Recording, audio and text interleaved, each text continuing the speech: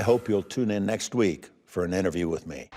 Give me some sense of what it is like to be, in effect, in the edit bay with Sacha Baron Cohen and all of his many iterations. Every day I would walk in and get to work with one of my heroes. Like, working with him was a dream I never knew I really had, because it was something I never really thought could be possible. So. And why is he a hero to you? I mean, when I was young, I grew up in the Midwest, and being a closeted trans woman in the Midwest in the 90s during Bush and all that stuff was kind of rough. So seeing an adult poke fun at, just horrible people, horrible homophobic policies and stuff. Like, Bruno was one of the first LGBTQ plus characters I ever saw on screen. What's up? I'm Bruno. I'm Head Milan Fashion Week. So he was just always very important to me as like a comedic voice, because he was doing something with his creative voice. Particularly with Borat, I think, and with this series, it is hard to watch. I mean, you can't stop watching it, but it's hard to watch.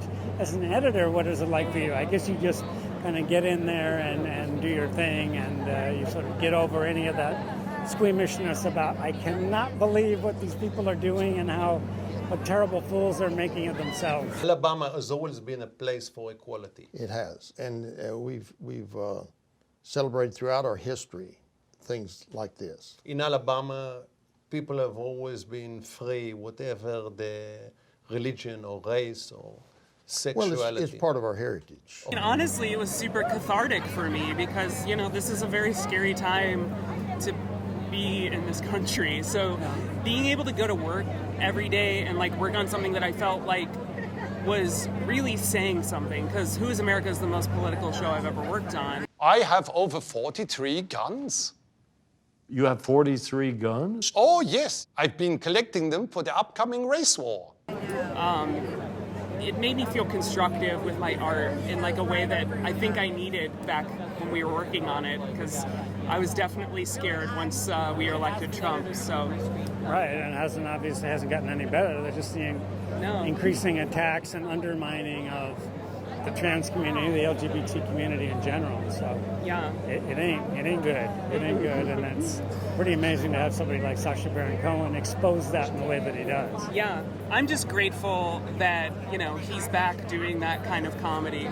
I think he's exactly what we need during this time, because it is such an absurd time in our country. So we kind of need one of the greatest absurdists who ever lived to be taking them down a peg.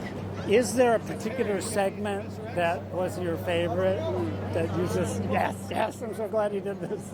I mean, for me, the Dick Cheney segment in the show is worth its weight in salt. You started so many wars, Afghanistan, Iraq 1 and Iraq 2. Which was your favorite war and why? Oh, I think it was what we did in Desert Storm. I really do. I never thought of it as having a favorite war. Of course, but you got to enjoy it too. I feel like comedy nowadays really tries to paint these Bush-era war criminals as these harmless old grandpas. And I wanted to remind people that, no, you had a vice president that had no problem admitting that Desert Storm was his favorite war, and had no problem signing a waterboard kit either. So, yeah, I think that's my favorite segment. Also, OMG Whizboy, the YouTube unboxer character. I feel like there's nothing more, modern politics than watching a YouTube unboxer interview Joe Arpaio. So do you think President Trump, he's your friend, do you think he might have had a golden shower? Would surprise me. Oh,